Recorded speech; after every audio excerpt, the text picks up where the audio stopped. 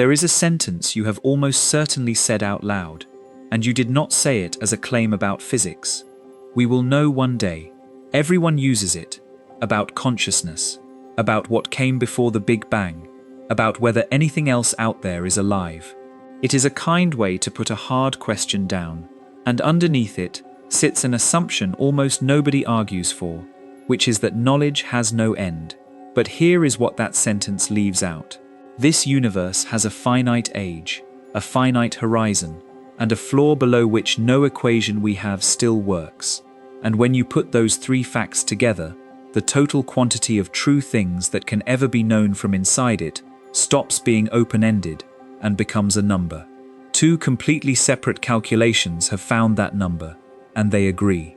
There is a last fact, and the strangest part of tonight is what sits on the other side of it. Get comfortable and settle in.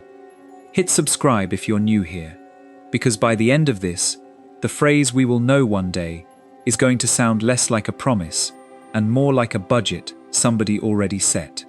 Now, let's slowly ease into this.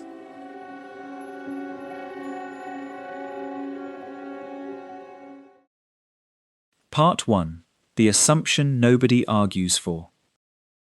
There is a sentence you have almost certainly said out loud, and you said it without thinking of it as a claim about physics. We will know one day. You have probably used it about consciousness, or about what happened before the Big Bang, or about whether anything else out there is alive. It is a comfortable sentence. It closes a conversation gently, and underneath it sits an assumption so old and so successful that almost nobody has ever bothered to argue for it, which is the assumption that knowledge is open-ended, that the frontier keeps moving, that every wall we have ever run into has turned out, on closer inspection, to be a shortage of instruments rather than a property of the universe. That assumption has one of the best track records of any idea humans have ever held.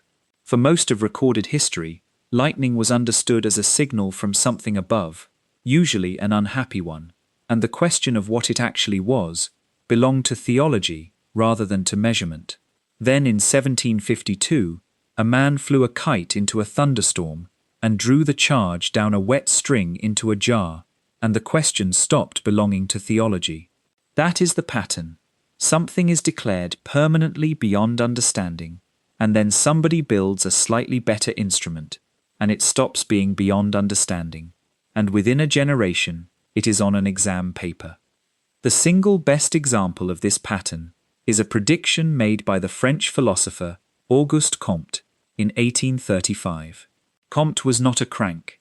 He was one of the most careful thinkers of his century, and he was trying to draw a responsible line between what science could investigate and what it could not.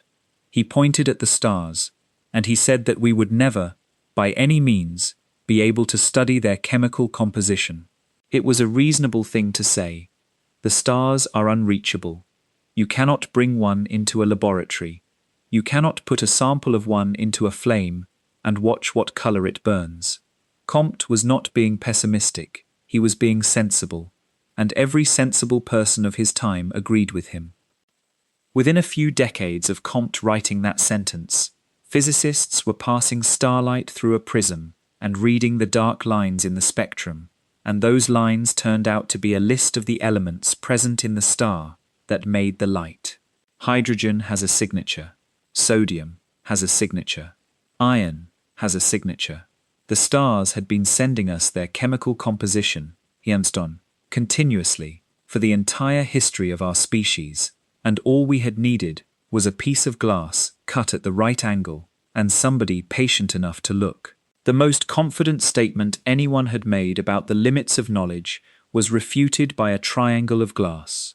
So we learned a lesson from that, and the lesson was that you should never bet against the instrument. Every generation's list of eternal mysteries has been shorter than the list belonging to the generation before it. The composition of the stars, the age of the earth, the mechanism of heredity, the structure of the atom, the origin of the elements, the existence of other galaxies, the temperature of empty space, all of these were once considered permanently closed, and all of them opened. It is very difficult, standing inside that history, to believe that the process has an ending. But tonight I want to ask whether it does. Not in the tired sense of asking whether science will run out of funding, or whether people will lose interest, or whether we will destroy ourselves before we finish. I mean something much more specific and much stranger. I want to ask whether the universe itself imposes a ceiling on how much can ever be known about it, from the inside, by anybody, using anything. Whether there is a final number. And I should tell you now, because this is the kind of question that usually gets asked and then wandered away from, that there is an answer, there is a number. It has been calculated by two completely different routes that share almost no assumptions, and those two routes land within a couple of orders of magnitude of each other, which in this business is close enough to make people sit up. By the end of tonight, you will know what that number is, and you will know what sets it, and you will know the four separate walls that hold it in place. And then, because the question in the title is not actually about the number, you will find out what sits on the other side of it, which is the part that genuinely changes the shape of the whole thing. I am going to withhold the number until we have earned it, and I want to be honest with you about why.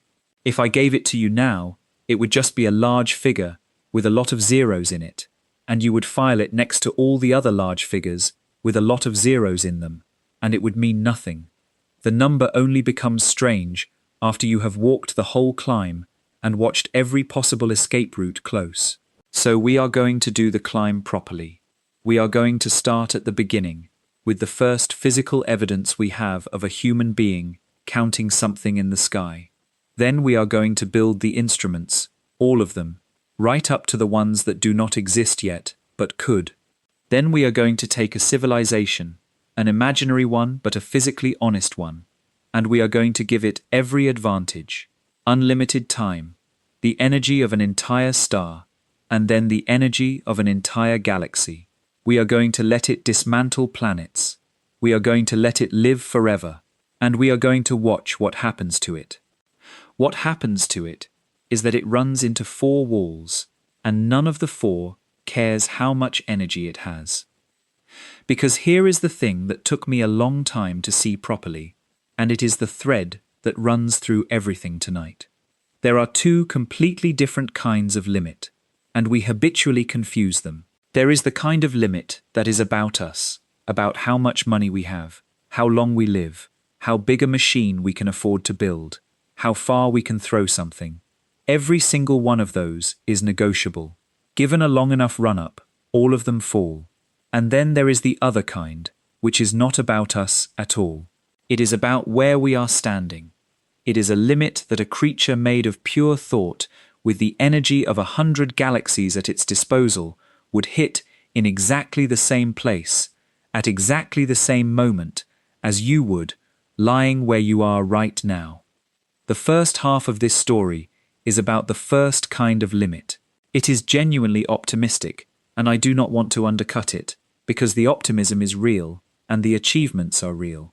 The second half is about the other kind, and somewhere in the middle, at a specific point, the story turns over. So let us go back to the oldest mark we have. Part 2, 86 notches. In a cave in southern Germany, in the limestone country of the Swabian Jura, archaeologists working at a site called Geissenklosterle recovered a thin tablet of mammoth ivory. It is small enough to hold in a closed hand. It has been dated to somewhere between 32,000 and 38,000 years old, which means it was carved by people who shared the continent with a receding ice sheet and with at least one other species of human. On one face of the tablet, there is a figure. It has legs apart and arms held out from the body, and it has been noticed many times that this shape corresponds rather neatly to the arrangement of stars we now call Orion. That correspondence is suggestive rather than proven, and I want to be careful with it, because it is the kind of claim that gets repeated until it hardens into fact. What is not in dispute is what is on the other face. On the other face there are notches. They are cut in neat rows, deliberately and evenly, and there are 86 of them. 86 is an interesting number to find on a piece of ivory in that cave. From the latitude of the Swabian Jura, the stars of Orion drop below the horizon and stay there for roughly 86 days of the year before climbing back. 86 days is also, as it happens, roughly the difference between a full year and the length of a human pregnancy. Whether the person who cut those marks was tracking one of those things, or both, or neither, we cannot know, and probably never will. The interpretation is a reasonable guess, and it should be held loosely. But strip the interpretation away, and what remains is still remarkable.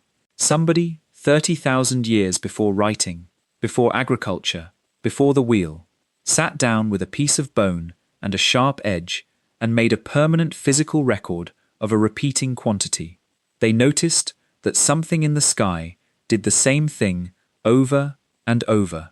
They decided that the number of times was worth keeping, and they externalized it, took it out of their head, and put it into a material that would outlast them, which is the single most important move in the entire history of knowledge. That is where measurement begins, not with a theory and not with an experiment, but with somebody deciding that a number is worth writing down. From there, the story is one of counting getting steadily more ambitious. The Babylonian astronomers, working with clay and patience across generations, discovered that eclipses are not random. If you see a solar or lunar eclipse, another one very like it will occur 223 lunar months later, a period of roughly 18 years and 11 days. We call it the Saros cycle. What matters about the Saros cycle is not that it is accurate, though it is. What matters is the category of thing it is. It is not a record of an eclipse. It is a machine made out of arithmetic that produces eclipses that have not happened yet. Somebody in Mesopotamia worked out that you could know a fact about the future by doing a sum. Every prediction anyone has made since is a descendant of that. For a long time after that, mathematics stayed mostly where the Babylonians had left it, which was in the sky. The heavens were regular, and everything else was a mess, so the heavens got the equations, and everything else got philosophy. The person who broke that arrangement was born in Pisa in 1564. Galileo Galilei's decisive contribution is often described as the telescope, and we will come to the telescope, but the telescope is not the thing. The thing is that Galileo took the mathematics that had been reserved for the stars and turned it on ordinary objects. Balls rolling down inclined boards, pendulums swinging, things falling. He wrote that the book of nature is written in mathematical language, and that its symbols are triangles, circles, and other geometrical figures, and that without their help it is impossible to comprehend a single word of it, and that without them one wanders in vain through a dark labyrinth. And the reason this mattered so enormously is that it let him find things that were true and that felt wrong. Common sense says heavier objects fall faster.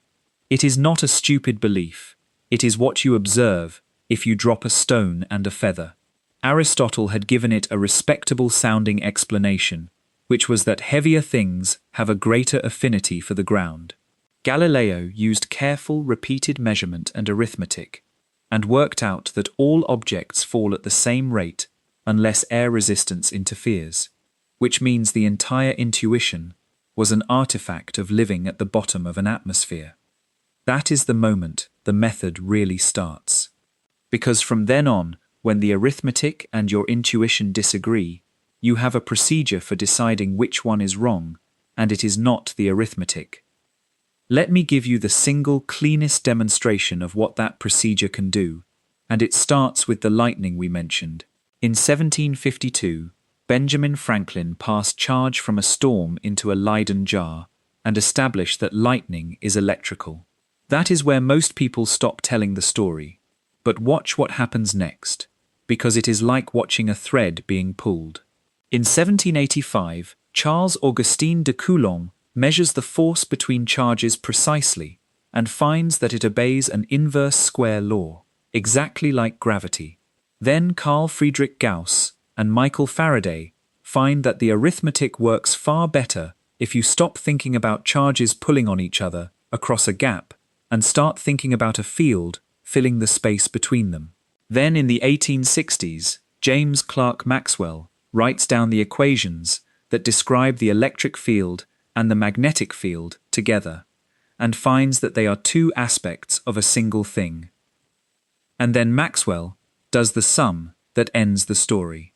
His equations predict waves in that combined field, and they predict how fast those waves must travel, and the speed that falls out of the equations is a number that had already been measured by other people for a completely different reason. It is the speed of light.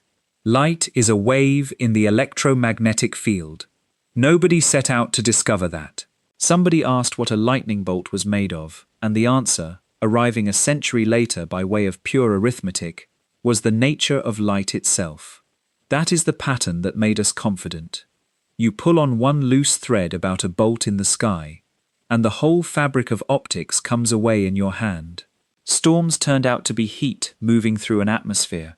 Volcanoes turned out to be pressurized rock finding an exit.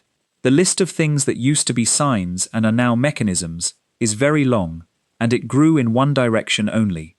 Every one of those answers came out of the same gesture that produced the notches. Notice something. Count it, write it down, compare it with the count you made last time. 86 marks in a piece of ivory. Hold that number somewhere, because we are going to come back to it, and when we do it is going to look completely different. Part 3. Everything has been a tool problem. Galileo's first telescope achieved a magnification of about 8 times. I want to be clear about how modest that is. A pair of binoculars you could buy this afternoon for the price of a meal will do better. He did not invent the design. He improved a novelty being sold in markets, ground his own lenses, and pointed it upward, which is the part nobody else had bothered to do properly. With 8 times magnification, he found that the moon has mountains and craters and is therefore a place rather than a light. He found 4 points of light beside Jupiter that changed position night after night, which meant they were going round Jupiter, which meant not everything goes round us. He found that Venus shows phases like the moon, which is only possible if it orbits the sun, and he found that the pale band across the night sky, which had been a band for the entire history of human observation, resolves into individual stars, too many to count. 8 times magnification. That is the entire cost of demoting the Earth from the center of creation. Then the instruments grow. By 1917, there is a 100-inch mirror on Mount Wilson in California, the Hooker telescope, the largest in the world at the time. In the early 1920s, Edwin Hubble uses it to pick out individual pulsating stars inside what everyone then called the Andromeda Nebula. Those particular stars have a known relationship between how fast they pulse and how bright they truly are. So if you can see them pulsing, you can work out how far away they are. Hubble does the sum, and the answer comes back enormous. Andromeda is not a cloud inside our galaxy. It is another galaxy, at a distance of millions of light years, and the universe has just become larger than anyone had allowed themselves to imagine, because one mirror got bigger. Ground-based telescopes kept growing, and the ones under construction now have primary mirrors over 30 meters across, which is a serious piece of civil engineering as much as it is optics. But there is a ceiling on that approach, and the ceiling is the atmosphere. Every photon arriving from a distant galaxy has to cross 100 kilometers of moving air before it reaches the mirror, and moving air bends light, which is why stars twinkle and planets do not. So we went above it. The James Webb Space Telescope has a primary mirror 6.5 meters across, made of segments, folded up like origami to fit inside a rocket fairing, and unfolded 1.5 million kilometers from Earth, with no possibility of repair if it went wrong. Its angular resolution is around 1/10 of an arcsecond. The standard way to express what that means is that it could resolve the detail on a coin placed 40 kilometers away. It is looking at light that left its sources when the universe was a few 100 million years old. But Webb is not the most powerful telescope anyone has designed. The most powerful telescope anyone has designed does not have a mirror at all. It uses the sun. Mass bends the path of light. Our star is massive enough that light passing close to its edge is deflected by a measurable amount, and if you follow those deflected rays outward, they converge.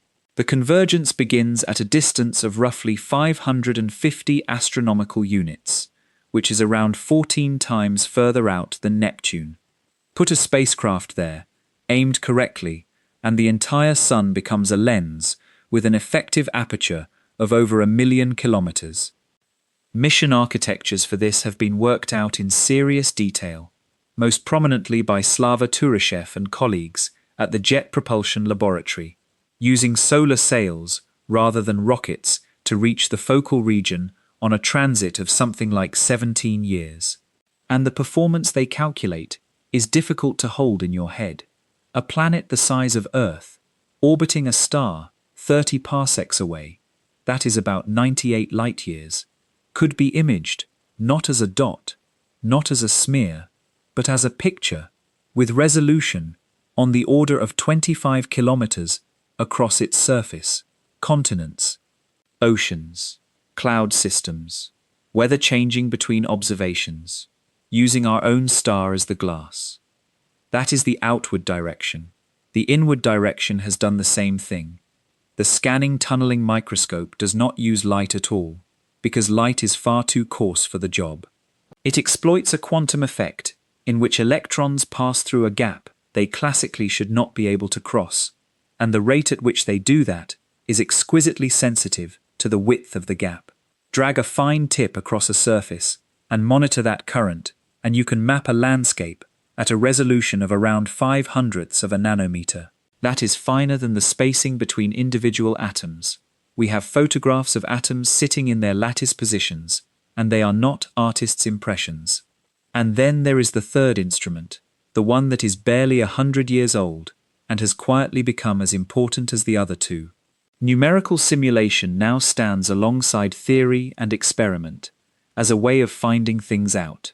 We evolve model universes across billions of simulated years, and compare the structure that emerges with the structure we actually see.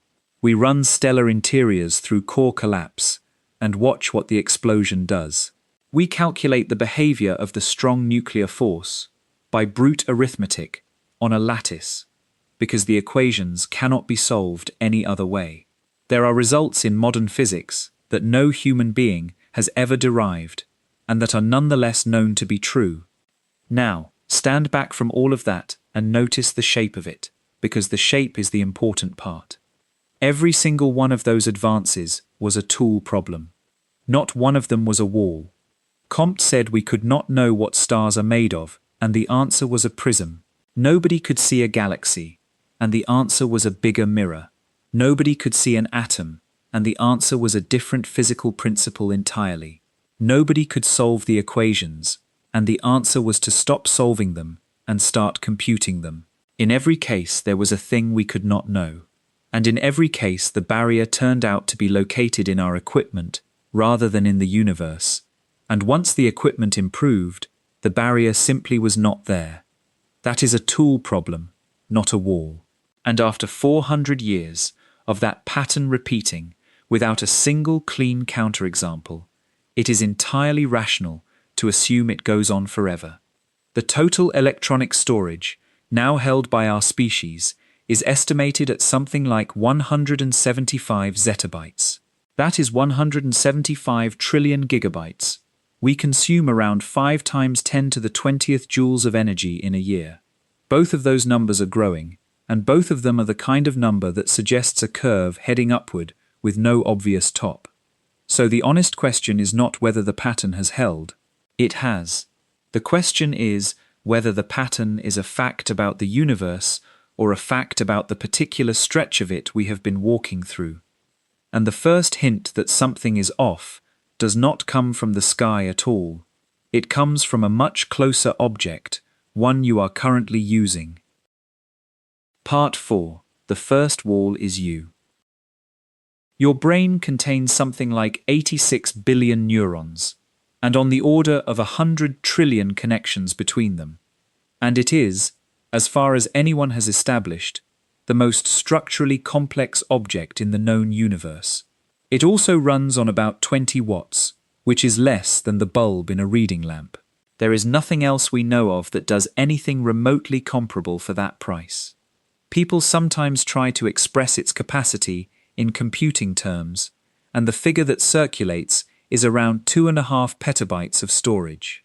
I want to flag immediately that this is an analogy rather than a measurement. Brains do not store things the way drives store things. There is no clean separation between the data and the machinery, and memories are reconstructed rather than retrieved. The number is a rough translation between two systems that do not really translate. But it is worth having, because it puts us in a bracket. 2.5 petabytes is around 1,000 times more than a typical home computer, and considerably less than a serious supercomputer. That is the storage. The interesting number is not the storage. The interesting number is the doorway. Right now, as you are lying there, the room around you is delivering an enormous quantity of physical information. Photons are arriving from every surface in the space, each carrying a wavelength and a direction. Air is pressing against your skin, and the pressure is not uniform. There is a temperature gradient across every centimeter of you. Your inner ear is tracking the orientation of your head against the pull of the planet. Your joints are reporting the position of every limb, continuously, without being asked. The retina alone, before anything reaches the parts of you that do the thinking, is transmitting on the order of 10 million bits per second up the optic nerve. And what arrives at awareness is somewhere around 40 bits per second. Some estimates put it at 50. Either way, it is a number you could count to. Sit inside that for a moment, because it is one of the strangest facts about being a person, and almost nobody thinks about it. 10 million arriving, 40 getting through. Consider what is being discarded. The pressure of the fabric against your back stopped existing for you sometime in the last hour, and it never stopped existing physically. The signal is still arriving, faithfully, and something decided you did not need it. The sound of your own breathing is present in every recording ever made of you, and absent from your experience of yourself. Everything in your peripheral vision right now has a color, and your visual system is manufacturing most of that color from memory and expectation, rather than from incoming light, because sampling it properly would cost more than it is worth. You are not experiencing the room. You are experiencing a heavily compressed summary of the room, assembled by a system that made the compression decisions before you were consulted, and you have no access to what was thrown away. Now widen it. Every discovery in the entire history of physics has had to pass through that doorway. Every telescope image, every equation, every experimental result, every one of those 86 notches, before any of it could be said to be known by a human being, it had to be squeezed down to a few dozen bits per second and threaded through a channel narrower than an old telephone modem. Newton's laws had to fit through it. General relativity had to fit through it. The entire understanding our species has of the universe has been assembled, one small handful at a time, through an opening you could measure with a stopwatch. We have been trying to measure a universe containing something like 10 to the 80th particles through a straw. And the body wrapped around that doorway is not built for the job either. We need food and water on a schedule. We need to lose consciousness entirely for about a third of every day, and the longest anyone has managed to avoid that is around 19 days, after which the mind starts producing things that are not there. Our attention degrades within hours. Our working memory holds a handful of items. The temperature range in which we function without assistance is a few tens of degrees wide, on a scale that runs from absolute zero to the interiors of stars. None of that is a design flaw. All of it is the product of several billion years of a process that was optimizing for something else entirely, for reproducing successfully in a specific band of conditions on the surface of one planet. Understanding the fundamental structure of reality was never among the criteria. That we can do it at all is an accident of a general-purpose tool being pressed into a use it was not shaped for. So here is where the first crack appears in the confident story from the last part. Every limit we looked at previously was outside us. Better lens, better mirror, better detector, better computer. But this one is not a property of the equipment. It is a property of the thing holding the equipment. And you cannot fix it by building a better telescope, because the telescope was never the bottleneck. The bottleneck is the 40 bits, which raises an obvious response, and it is the right one, and it is where the next part of this story goes. If the observer is the constraint, then change the observer, extend the lifespan, widen the channel, move the thinking off the biology altogether, and more than that, stop thinking about a single person entirely, and think instead about what a civilization could do given enough time. Because a civilization does not sleep and does not forget, and is not limited by one skull. Give a species long enough, and it does not have to accept its own aperture. The question then becomes how far that escalation actually goes. And the man who first tried to put numbers on it had a childhood that makes the rest of this story hard to tell without stopping. Part 5. The Man Who Measured Civilizations.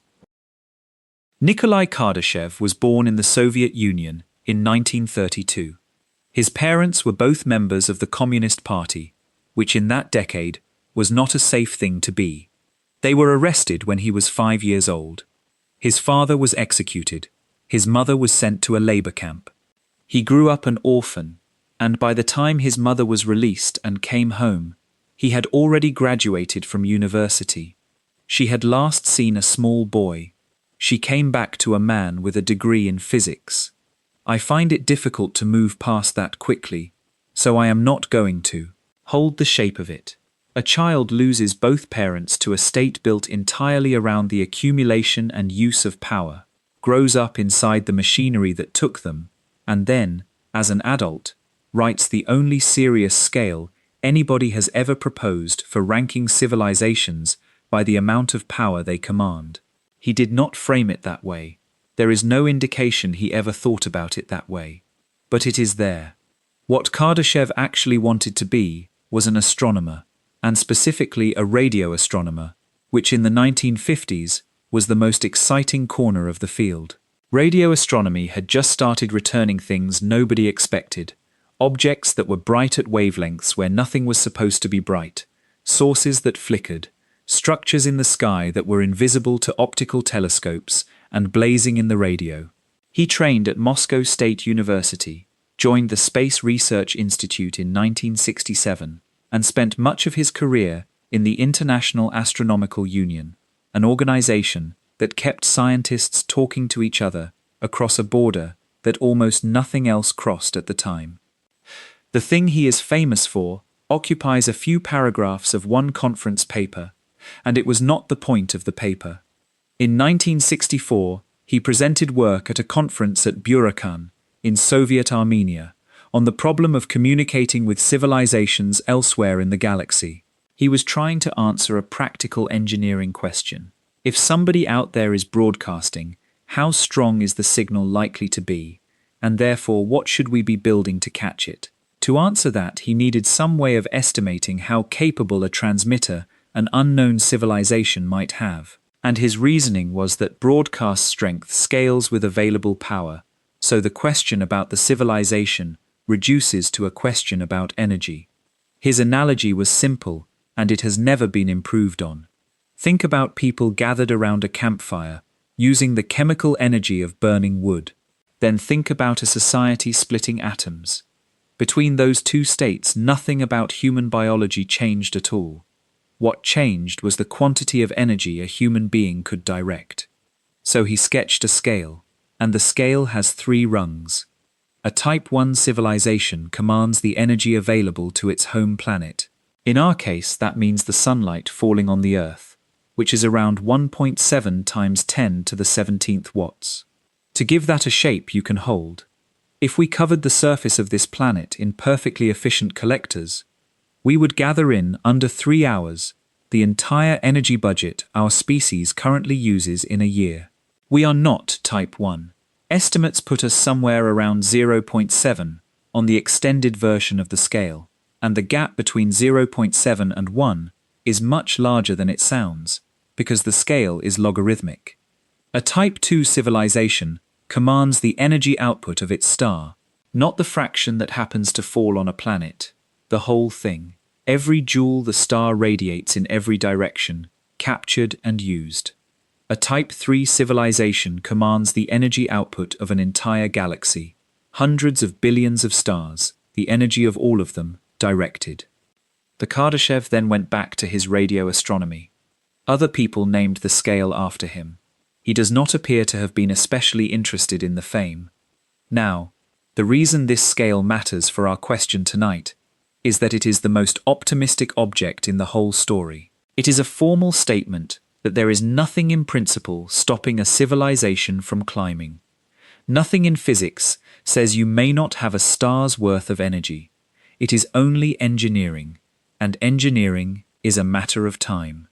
So how would you actually take a star's output? The standard answer came from Freeman Dyson in 1960. You would take a planet apart and rebuild it as collectors surrounding the star. Dyson never proposed a solid shell, whatever the pictures suggest. A rigid sphere around a star is not mechanically stable and would drift into it.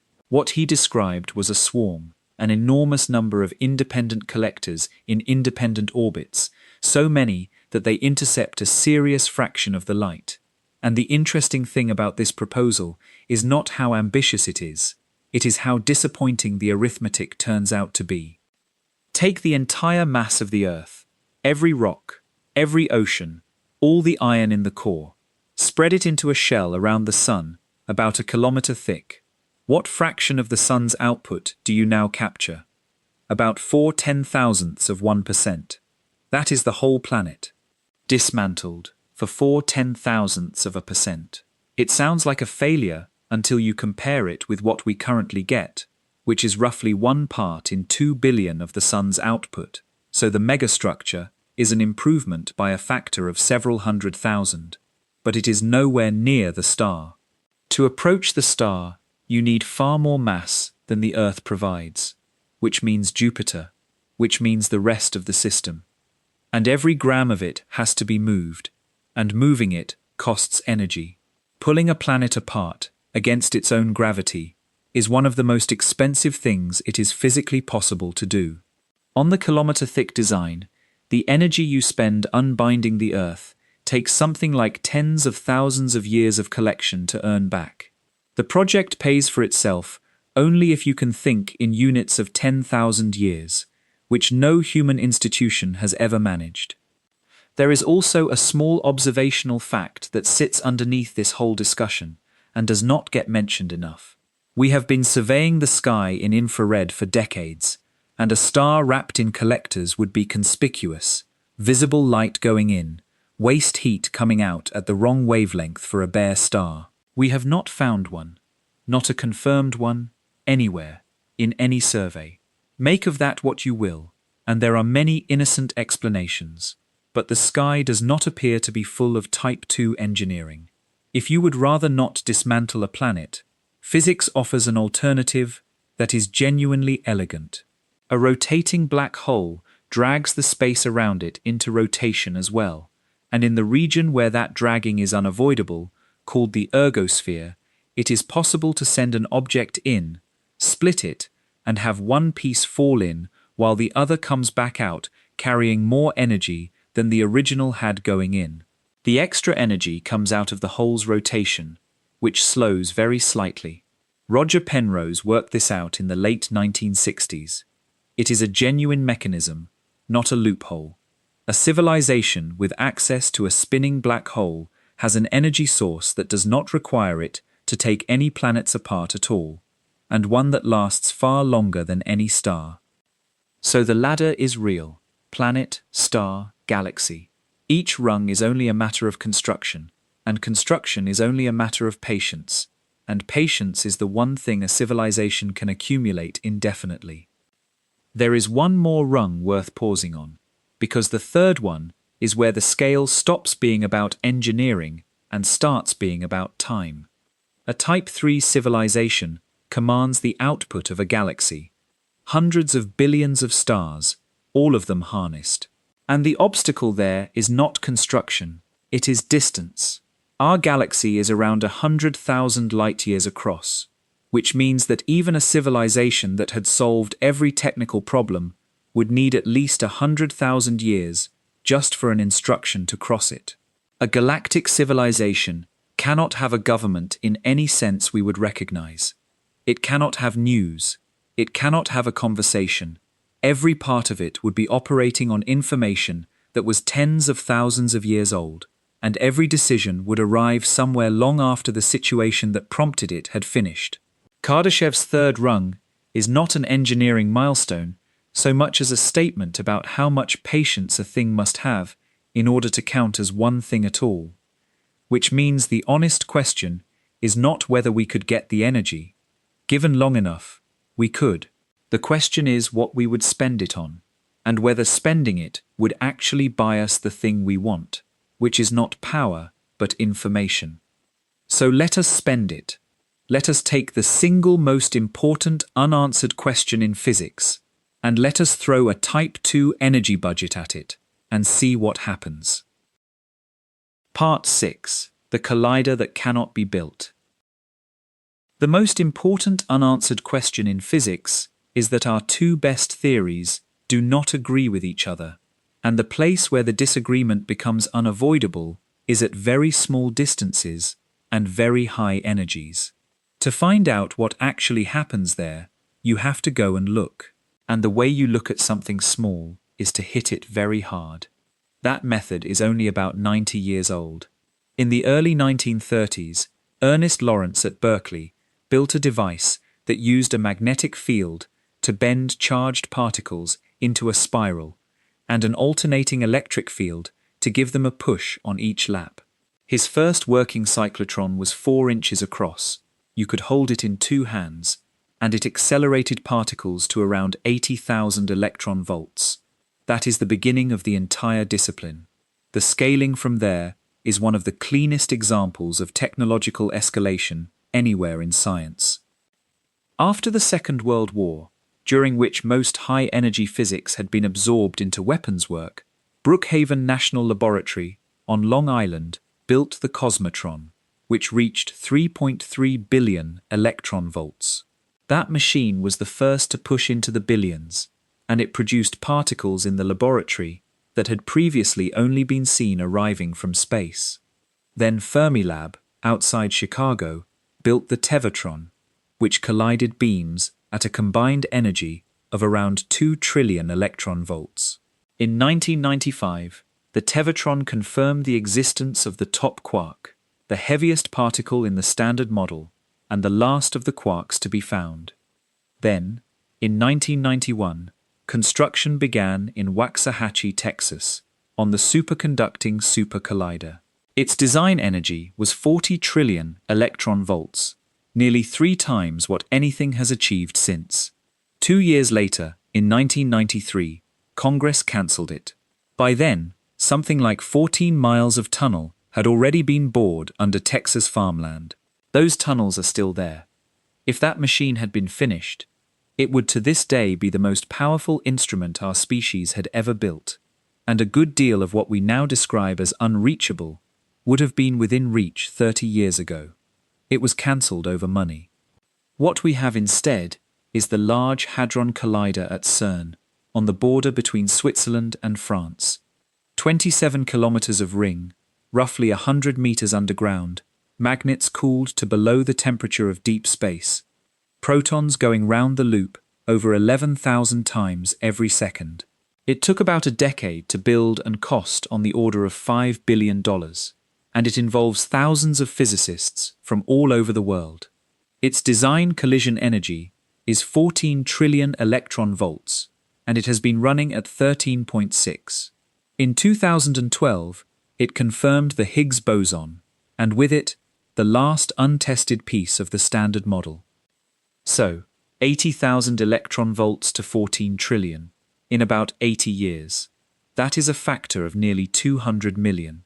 On any reasonable accounting, that is one of the great runs of sustained technological progress in history, and it is exactly the kind of curve that makes people confident about the future. Now let me tell you what it would take to finish the job. The energy at which quantum gravity has to show itself, where the structure of space and time becomes something you can experiment on, rather than something you argue about, is called the Planck energy, and it is around 1.2 times 10 to the 19th billion electron volts.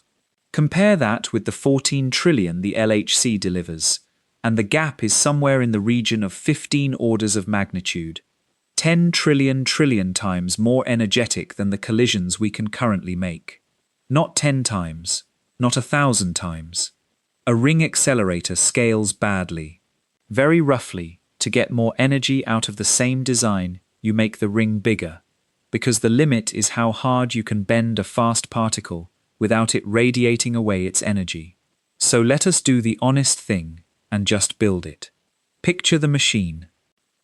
You start where we are, in Geneva, with 27 kilometers of tunnel under farmland and vineyards. That is not the machine. That is a scale model of a component of the machine. To build the real one, you begin by taking the asteroid belt apart, because you need superconducting material and structural mass in quantities that no planet's crust can supply. You strip the outer layers from moons that nobody was using, and then you lay the ring, not around a city, not around a country, not even around a world. You lay it in orbit around the Sun. The circumference is on the order of 1 billion kilometers. It hangs in vacuum, cooled by the darkness, held in alignment by an amount of active control that is difficult to think about seriously. Stand somewhere on its inner edge and look along the curve. It does not vanish over a horizon, because there is no horizon out there. It simply narrows away into a line, and then into nothing, and the far side of it is on the other side of the star. That is the instrument. And this is the point in the story where the ground shifts under everything we have said so far. So I want to be precise about what has changed.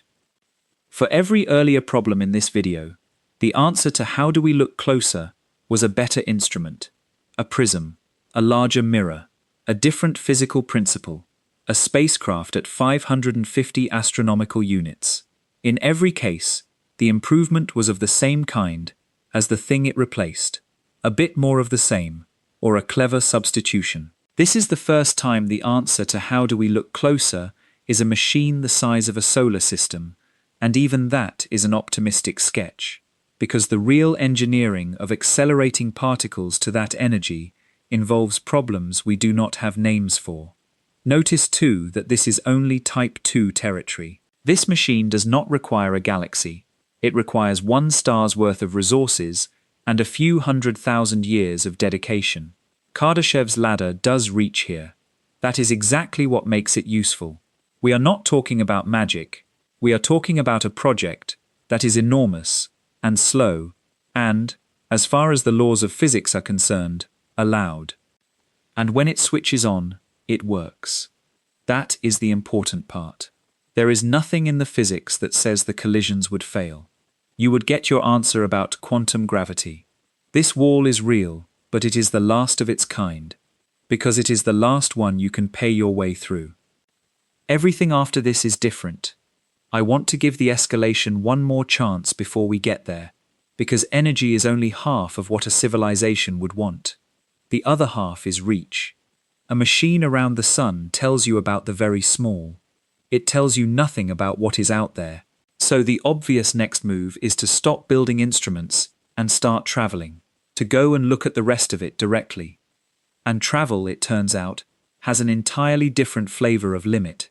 It is not a wall at all. It is something slower and, in its own way, more unsettling. Part 7. 49 years for one day of light. Voyager 1 launched in 1977. It is now roughly 25.8 billion kilometers from Earth.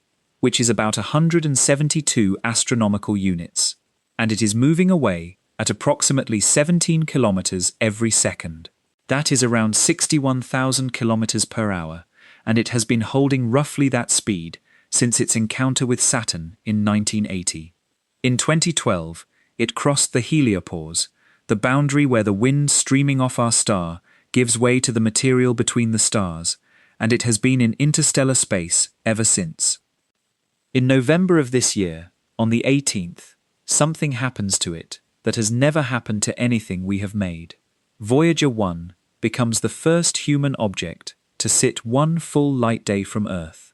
A radio signal leaving the antenna will take 24 hours to arrive. Sit with the arithmetic of that for a second. 49 years of continuous flight, at 17 kilometers per second, without stopping, without slowing, through the entire span of most people's working lives. And what that buys is one day of light travel. Light does that distance between breakfast and breakfast. Voyager needed half a century. Extend the line outward, and the numbers become almost comic. From where it is now, Voyager needs another 300 years or so to reach the inner edge of the Oort cloud, the shell of icy bodies that surrounds our system and supplies the long-period comets. To reach the outer edge of the Oort cloud takes something on the order of 10,000 more years, and if it had been aimed at Proxima Centauri, our nearest neighboring star at 4.24 light-years, the journey would take some tens of thousands of years. The nearest galaxy to us, the Canis Major Dwarf, sits around 25,000 light-years away, and Voyager would need a time measured in hundreds of millions of years to cross that. If you had put an infant aboard at launch, that person would have been middle-aged by the time the craft left the sun's influence. They would have died long before it reached the first comets. Now, the honest reason Voyager is so slow is worth understanding, because it is not a failure of engineering. Voyager accelerates almost nowhere. It got a very large push at launch, most of which was spent climbing out of Earth's gravity, and then it stole momentum from Jupiter and Saturn by passing close and letting their motion around the sun drag it forward. That is nearly all of it. It carries a small amount of propellant, enough to point itself, and nothing more. Between the stars there is nothing to slingshot from. No convenient mass sitting in the right place, going the right way. So a craft out there either coasts at whatever speed it already has, or it carries its own energy source. And carrying energy means carrying mass, and carrying mass means needing more energy. Which gives you two honest options: large and slow, or small and fast. The most serious attempt at large and fast was Project Orion, worked on through the 1950s and 60s with involvement from the United States Air Force, from the agency that became DARPA, and from NASA. The concept was to accelerate a spacecraft by detonating nuclear charges behind it and absorbing each blast with a heavy pusher plate. It sounds absurd, and it was not. The study figures were serious. A 10,000-ton vehicle, using something like 800 charges, could deliver 5,000 tons to Mars, or 1,000 tons to Saturn, within 3 years. Those are cargo masses that make the entire history of spaceflight look like a rounding error. Orion was never flown, and the reasons were partly technical, partly political, and partly a treaty banning nuclear detonations in the atmosphere and in space. The only object we have ever accelerated with a nuclear explosion was an accident. During the Pascal R underground test in 1957, an iron cap had been welded over the top of the shaft to contain the blast. It did not contain the blast.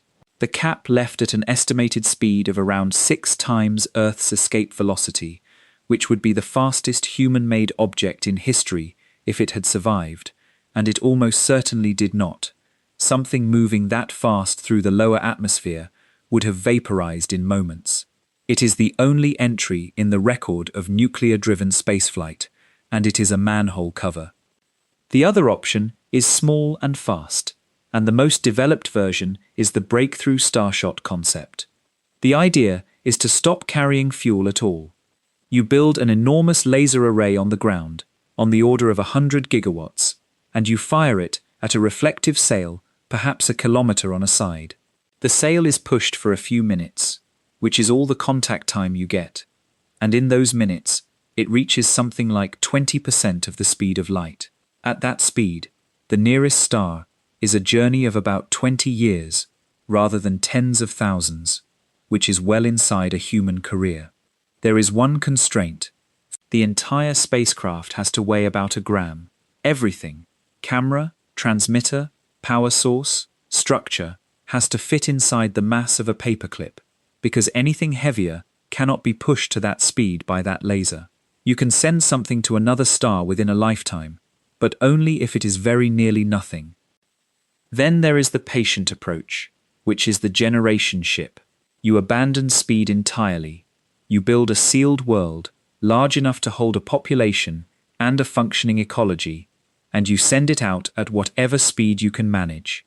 And the people who arrive are the descendants of the people who left by 50 or 100 generations. It is not obviously impossible. It is very obviously difficult, and the difficulties are less about propulsion than about keeping a closed system stable for 10,000 years, which is longer than any human institution has ever lasted. There is even a free version of the idea. In 2017, an object called Oumuamua passed through the inner solar system on a trajectory that came from another star and returned to interstellar space. Objects like that are presumably passing all the time. A civilization with patience could simply wait for a suitable one and move in, and let something that was already leaving do the work. And then, finally, physics offers one genuine reprieve, and it is the strangest item on the list. Moving clocks run slow. The closer you get to light speed, the more the time experienced aboard diverges from the time measured outside. And this is not a trick or an illusion. The passengers experience nothing unusual at all, because from their point of view, they are stationary, and the universe is the thing moving. What it means practically is this.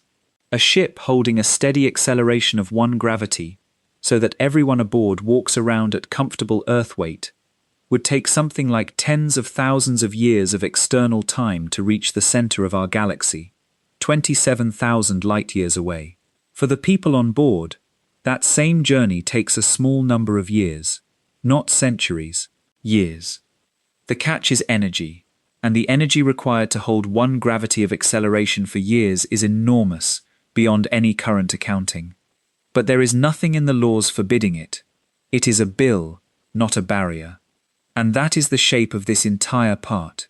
So let me say it plainly before we move on. Distance is expensive. Distance is slow. Distance may require you to change what you are, to move your thinking off biology, to extend your lifespan, to become something that can wait comfortably for 10,000 years. But distance is not forbidden. Every single limit in this part is a bill that a determined civilization could eventually pay.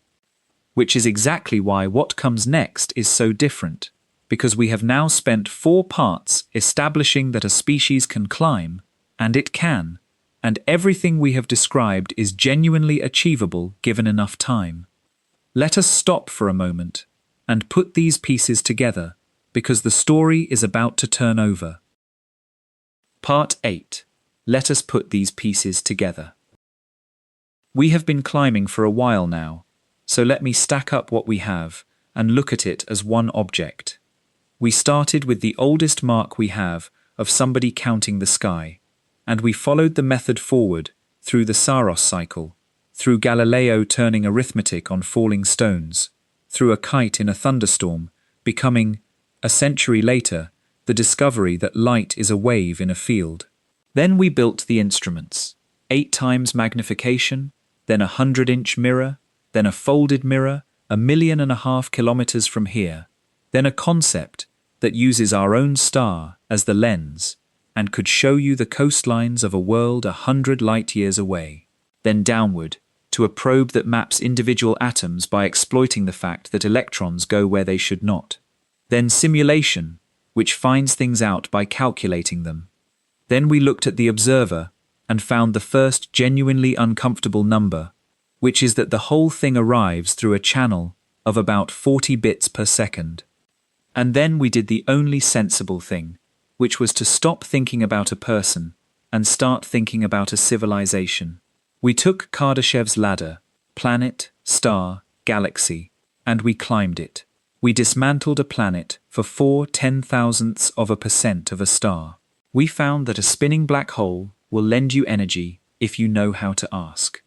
We built a particle accelerator in orbit around the Sun, a ring 1 billion kilometers around, because that is genuinely what it would take to look at the structure of space itself.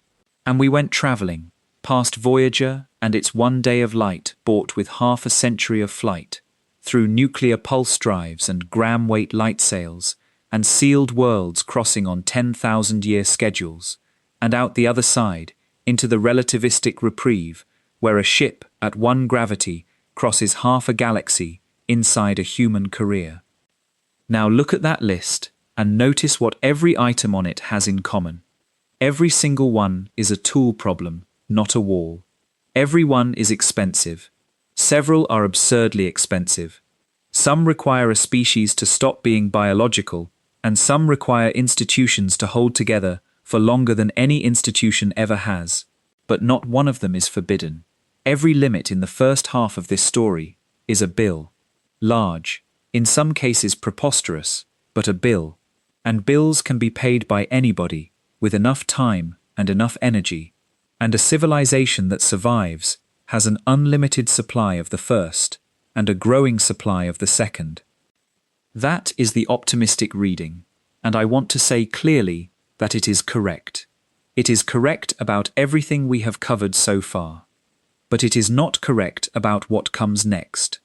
Because there are 4 more barriers, and they are a different species of thing entirely. They are not expensive.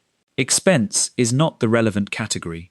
A civilization with the energy of a galaxy, with a lifespan measured in cosmological time, with minds unbound from any biology, and instruments the size of solar systems, arrives at these 4 barriers and stops at precisely the same place as a person lying in a dark room on one planet, listening. They are not walls we have failed to climb. They are walls that have no other side to be reached from here. The first is made of time. The second is made of fog. The third and fourth are made of darkness. And one of those is the strangest idea in this entire video, because it is the one place in all of science where you are permitted to go and get the answer, and forbidden to ever tell anyone what it was. Let us take them in order. Part 9. The Wall Made of Time. In 1929, Edwin Hubble published a relationship that had been building for several years, and it was disarmingly simple. The further away a galaxy is, the faster it is receding from us. The relationship is linear, and it holds in every direction, which rules out the possibility that we happen to be sitting in the middle of some local outward rush. The immediate consequence was the one everybody knows. If everything is moving apart now, then in the past it was closer together, and if you run that far enough back, you arrive at a state of enormous density and temperature. The universe had a beginning. But it is the second consequence that concerns us tonight, and it gets far less attention. If the universe has a finite age, and if signals travel at a finite speed, then only a finite region of it can possibly have sent us anything. The age is 13.797 billion years.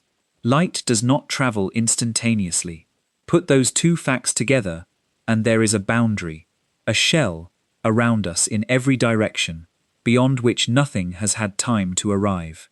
Because space itself has been expanding while the light was in transit, that boundary is further out than a simple multiplication would suggest.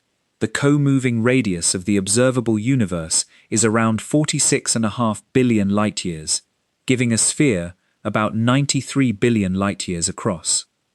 That sphere is not a wall you could travel to and find something. It is not the edge of the universe. There is every reason to think the universe continues perfectly ordinarily beyond it, and no reason at all to think we are near any center. It is a limit on what has had time to reach us. It is a statement about causality, not about geography. Think about what that means for a single question. Take any question at all about galaxies, their formation, their distribution, how often they merge, how their black holes grow. The number of galaxies inside our sphere is somewhere between 500 billion and 2 trillion, and that set is not a sample we are working with until we get a better telescope. That set is the complete population, permanently, for every observer who will ever exist in this location, using any instrument that will ever be built. Beyond it, more galaxies exist. Their light has not arrived. It never will.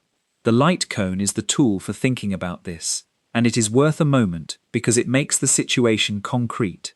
Any event, this moment, here, sits at the point of a cone opening into the future, and the cone contains everything this moment could possibly influence. There is a matching cone opening into the past, containing everything that could possibly have influenced this moment. Anything outside both cones is not merely far away. It is causally severed. It cannot affect you, and you cannot affect it, and there is no procedure, no technology, and no amount of energy that changes this, because the shape of the cone is set by the speed of light, and the speed of light is not a policy. You can feel the small version of this every day. If the sun stopped shining right now, you would not know for 8 minutes. The light already in transit would keep arriving.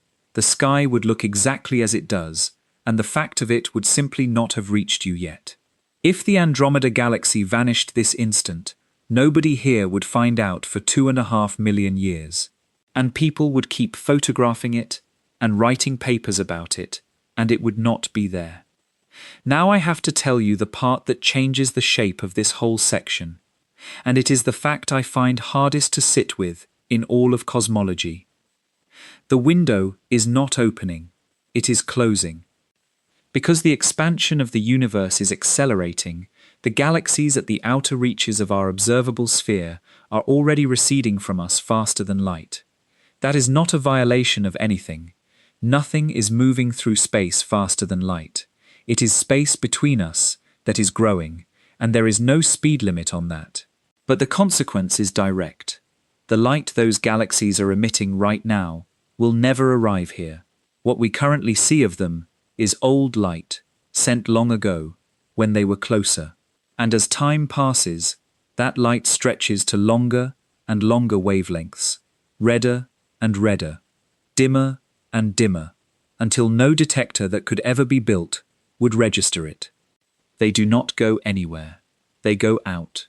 So the amount of universe available for study is a decreasing quantity. Every year the sphere of things we can learn about is slightly smaller than it was. And this runs all the way to its conclusion. Far enough into the future, an astronomer on some world will look up at a sky containing nothing but the merged remains of our own local group of galaxies, sitting in what appears to be an infinite, empty, static blackness. There will be no other galaxies to see. There will be no redshift to measure, because there will be nothing left to measure it against. There will be no cosmic microwave background, because it will have stretched into undetectability. That astronomer will do good science.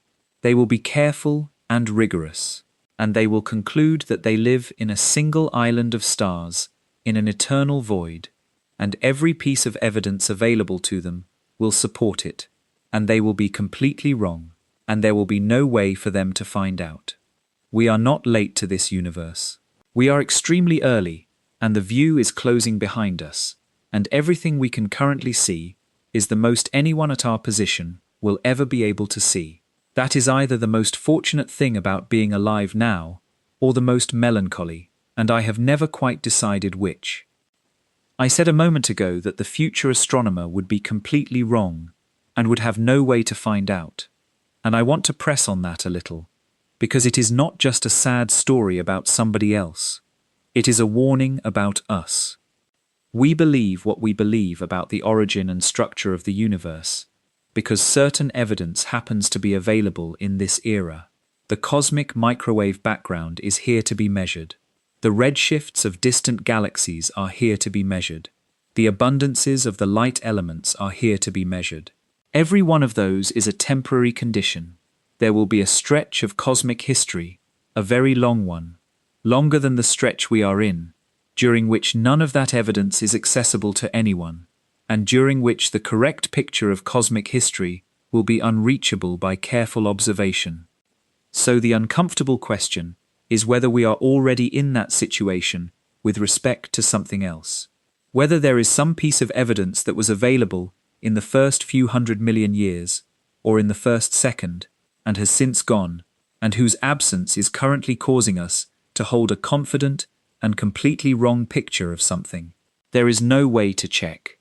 That is precisely the point. The future astronomers' problem is not that they are careless. Their problem is that the evidence left, and they have no way of knowing that it was ever there. There is one more consequence of the finite window, and it is subtler than the others, but it bites into every number in cosmology. A great many features of the universe were set by chance. The physics laid down the rules, how gravity gathers matter, how density fluctuations grow. But the rules did not specify that this galaxy would form here, with this mass and this history. Those specifics came out of a roll of the dice in the early universe. Our galaxy could have been anywhere.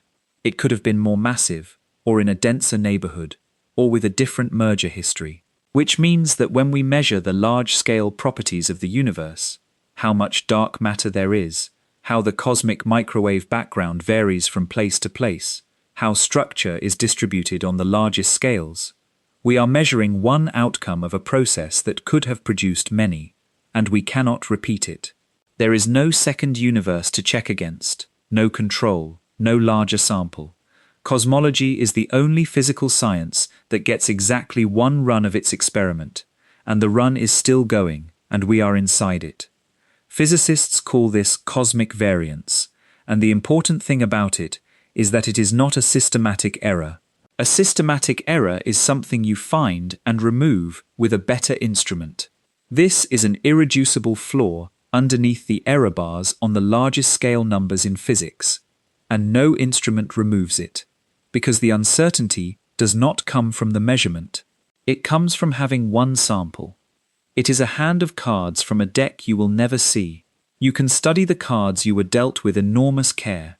You can note every suit and every value, and calculate every ratio to as many decimal places as you like.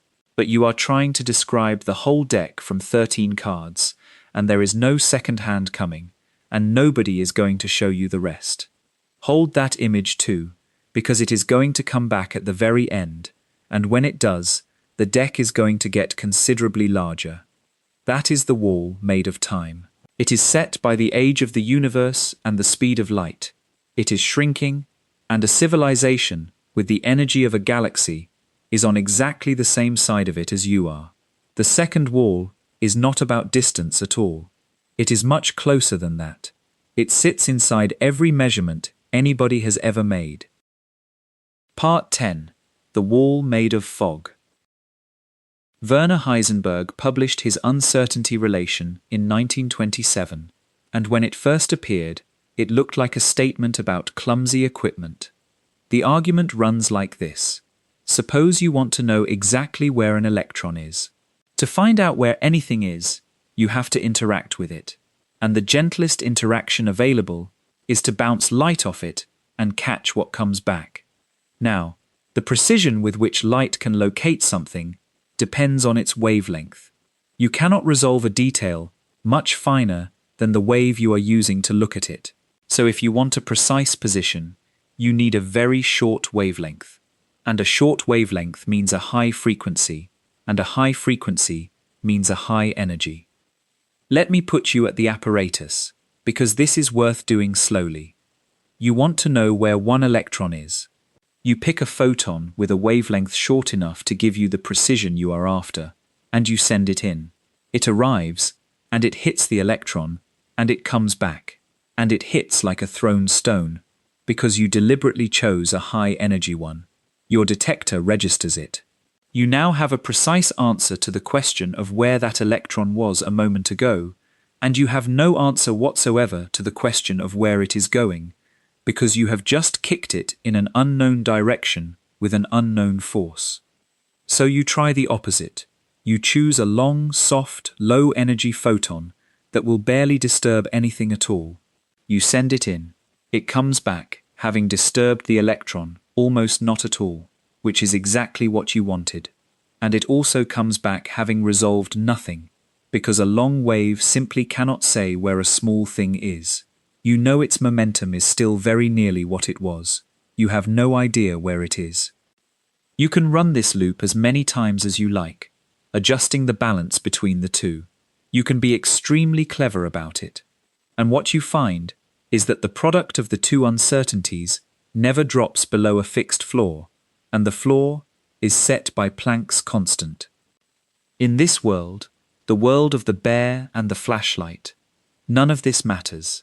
A bear charging at you is not deflected by the photons you use to see it, but an electron is small enough that the light you look with is a serious event in its life. Now here is the part that turned this from an inconvenience into a wall. Everybody's first instinct on hearing that argument is that it is a technical problem. Find a gentler probe, invent a cleverer measurement, be more careful, and that instinct is wrong, and it took the best mind of the 20th century about 30 years to accept it, and he never fully did. The uncertainty relation is not a description of what happens when photons hit things. It falls out of the mathematics of quantum mechanics before you have specified any apparatus at all. Position and momentum are not two independent properties that a particle possesses and that we are clumsy about measuring. They are related in the formalism in such a way that a state with a perfectly definite position simply has no definite momentum, not an unknown one, none. The sharper one becomes, the more the other spreads out, as a matter of what the state is, not of what we did to it. Albert Einstein did not accept this, and the record of his refusal is one of the great arguments in the history of science. At the Solvay conferences in 1927 and 1930, Einstein arrived with thought experiments designed to beat the relation. He would present one over breakfast. Niels Bohr would spend the day taking it apart, and by dinner he would have found the flaw. Then Einstein would go away and build a better one. The famous one is the photon box. Einstein imagined a box full of light with a shutter operated by a clock inside it. Open the shutter for a very brief, precisely known interval. Let one photon out, and you know exactly when it left. Then weigh the box before and after. Since energy has mass, the change in weight tells you exactly how much energy the photon carried. Precise time, precise energy, both at once, and the relation is broken. Bohr, by all accounts, spent a very bad night on that one. And what he found the next morning is the most elegant counterpunch in physics, because he beat Einstein using Einstein's own general relativity. To weigh the box, you have to let it move in a gravitational field. But general relativity says that a clock's rate depends on its position in a gravitational field. So the act of weighing the box precisely necessarily makes the clock inside it run at a rate you no longer know precisely, and when you work through the numbers, the uncertainty introduced in the timing is exactly enough to restore the relation. Not approximately, exactly. Einstein eventually conceded that quantum mechanics was consistent. He never conceded that it was complete, and he went to his grave believing that something deeper sat underneath it. But the relation stood, and it has stood ever since, and every experiment designed to get around it has confirmed it instead. And underneath the uncertainty relation, there is something deeper still, which is the part that matters most for our question tonight. In the world we grew up in, knowing the state of something means you can predict its future. Tell me the position and velocity of every ball on a table and the rules of the game, and I can tell you where every ball will be in 10 seconds. That is what a physical law is for. Complete knowledge of the present gives you the future. Quantum systems do not work that way, and this is not about measurement at all. Suppose you have complete knowledge of a quantum state. Everything there is to know, no missing information, nothing hidden. What you can compute from that is a probability distribution. You can say where the particle is likely to be found and how likely. You cannot say where it will be found. The Schrödinger equation tells you how those probabilities evolve, and they evolve as waves. Every particle has a wave associated with it. Where the wave is large, you have a good chance of finding the particle when you look. Where it is small, you have a poor chance. That distribution is not a summary of our ignorance. It is not standing in for a definite fact we have failed to learn. It is, on the standard reading, and on the results of every experiment that has tried to prove otherwise, the complete description, the maximum information the universe permits you to have about that particle, is a map of where it might be. Think about what that does to the project of knowing everything. Even in the most extreme fantasy, where a civilization catalogues every particle in the observable universe, what it would possess is not a list of facts about them. It is a list of probability distributions. The universe does not have the information we are asking it for. There is nothing being withheld. And the last comfort available here is that this is all confined to the very small, where it can be safely ignored by anything the size of a person. That comfort is eroding. In 2019, a team led by Yakov Fein at the University of Vienna took molecules containing over 2,000 individual atoms, objects with masses around 25,000 atomic mass units, which is enormous by the standards of this kind of work, and demonstrated that they interfere with themselves. They behave as waves, not electrons, not photons, not single atoms. Molecules with a chemical formula you could write down. There is no known natural cutoff. Nobody has found the size at which quantum behavior switches off and ordinary behavior switches on, because as far as anyone can tell, there is no such switch. There is only decoherence, the increasing difficulty of keeping a large object isolated enough from its surroundings for the effects to remain visible. That is an engineering problem about isolation, not a boundary in physics. The fuzziness goes all the way up. We simply live at a scale where the environment hides it. So this is the second wall, and notice how different it is from the first. The wall made of time is about our position in the universe. This one is not about position at all. It is written into the mathematics of what things are, and it would be exactly where it is for any observer, anywhere, at any scale, with any energy budget. The third and fourth walls are stranger than either, because they concern places where the information exists, definitely and completely, and is nevertheless out of reach. Part 11. The walls made of darkness. A black hole is the most information-dense object the universe permits. Pack any quantity of matter into a small enough volume, and gravity closes over it, and what you are left with holds more information per unit of surface than anything else that can exist. Everything that ever fell in is in there. The star that collapsed to make it, with its particular composition and rotation and history. Every cloud of gas it has swallowed since. Every planet, every stray comet, every photon that wandered too close over billions of years.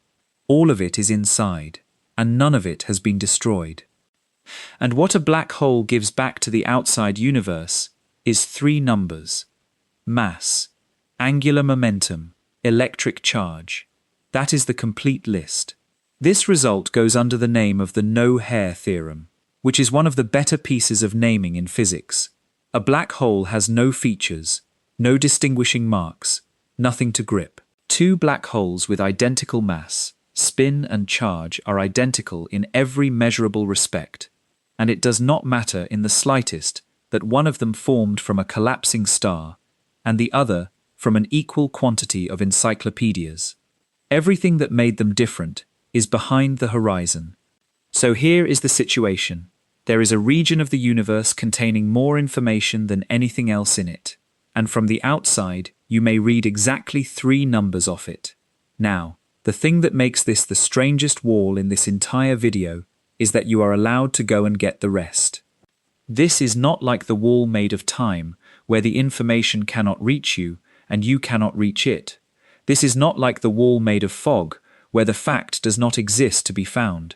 The information is in there, it is complete, and there is a route to it. It is the only barrier in all of science with an open door in it. Let me put you at that door. You have decided to find out. You are approaching a very large black hole. Large is important, because for a big enough one the tidal forces at the boundary are gentle, and you will not be pulled apart on the way in. You are watching for the horizon, and you do not find it. There is no wall, there is no membrane, no shimmer, no barrier to break through, no moment of impact. The event horizon is not made of anything. It is a mathematical surface, the place beyond which every possible path leads inward. You cross it, and nothing happens. There is no sensation of arrival. If you were not tracking your position carefully, you would not know you had done it. Behind you, the universe continues. Light from outside keeps pouring in. The horizon lets things in freely. It only refuses to let them out. So you can still see the stars you left. You can still receive transmissions from home. If somebody outside is sending you messages, they keep arriving, and you can read them. Ahead of you is the answer. Everything the whole is made of, everything it has consumed, the entire history of the object, and beyond that, the singularity, the place where our description of physics stops working, and where, if there is anything left to learn about the deepest structure of reality, some of it is waiting.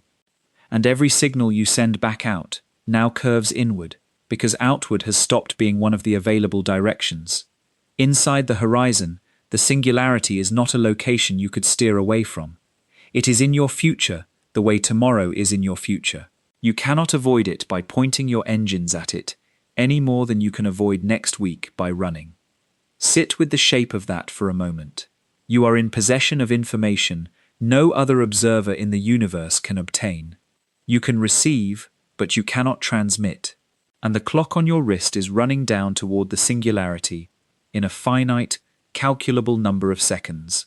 For a supermassive whole, perhaps hours, and for a stellar mass one, a fraction of a second. Whatever you learn dies with you. It is the only research program in existence where the results are guaranteed to be obtained and guaranteed never to be published. That is not a limit on what can be known. It is a limit on what can be shared, which for a species is very nearly the same thing, because science is not something a person does. Science is something a population does across generations, by writing things down and handing them on. That is what the 86 notches were for. A discovery that cannot be transmitted is not part of the human record.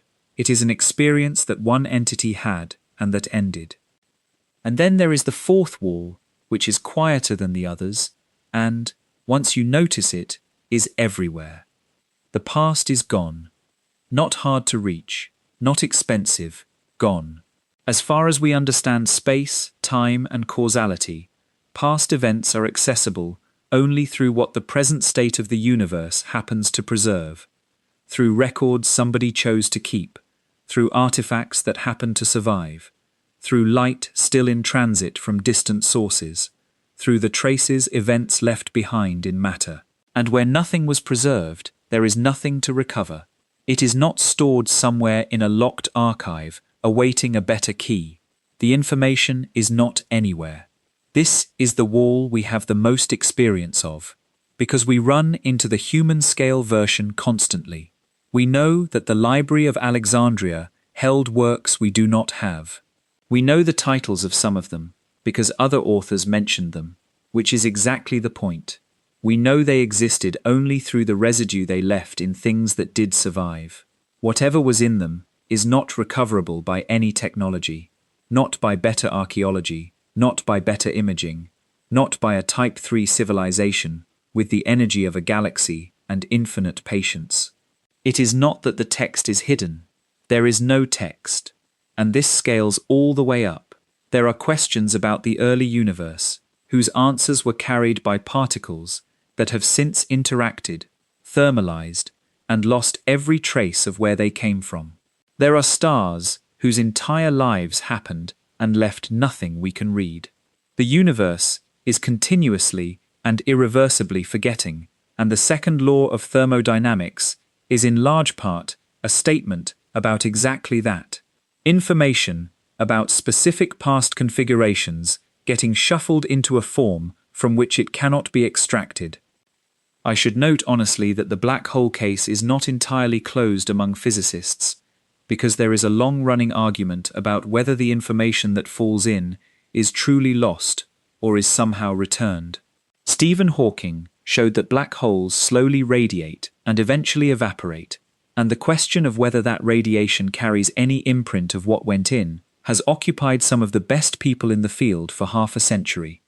The consensus has drifted toward the view that the information does come back out, encoded in the radiation in an extraordinarily scrambled form.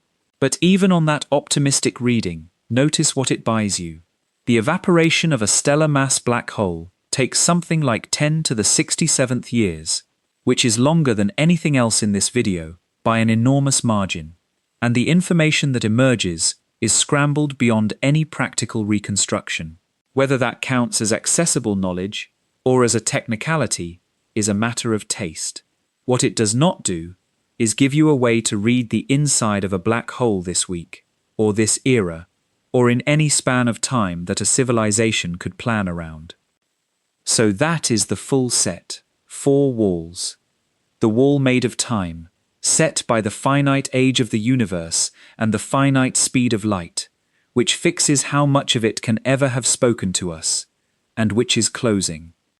The wall made of fog, written into the mathematics of quantum mechanics, which fixes how much can be known about any single thing, and under which the answer to certain questions is a probability rather than a fact.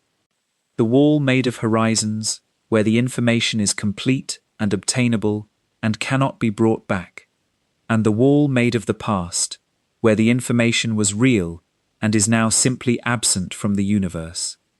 None of the 4 is a tool problem. Not one of them yields to energy, or to patience, or to cleverness, or to a bigger machine.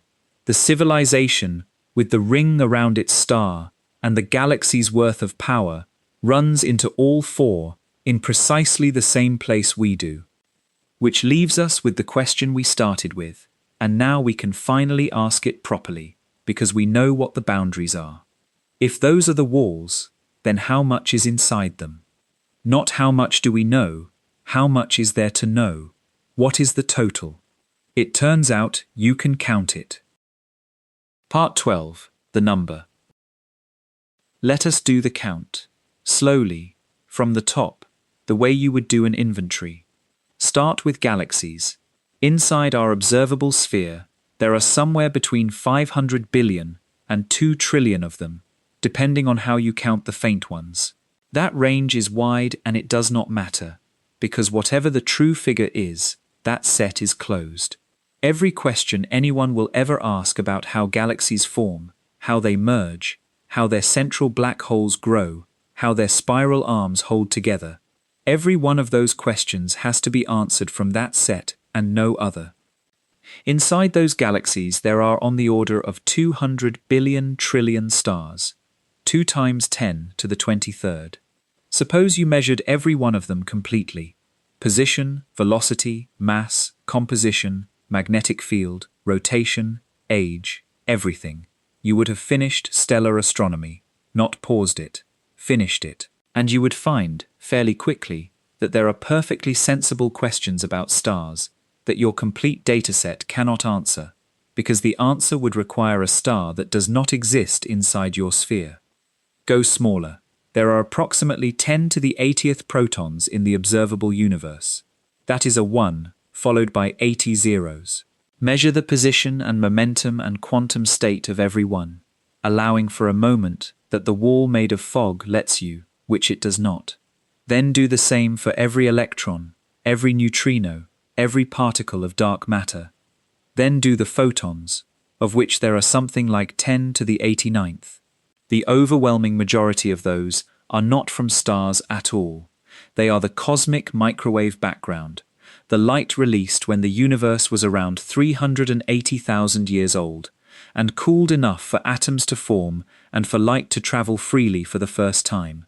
Each one carries a direction, a polarization, and an energy. And even then you would not have finished, because particles are not the bottom.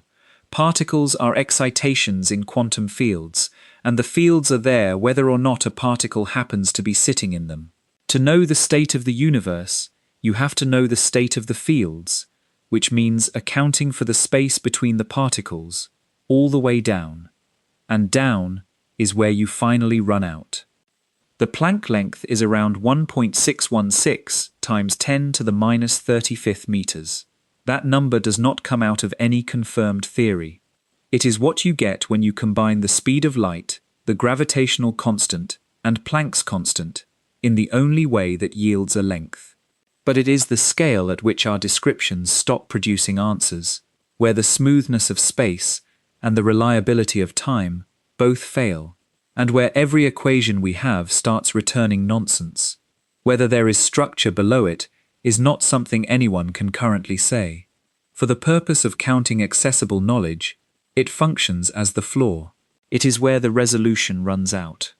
So the obvious calculation is to take the volume of the observable universe and divide it by the volume of a Planck-sized cell, and ask a single yes or no question of each cell, and call the total the information content of the universe.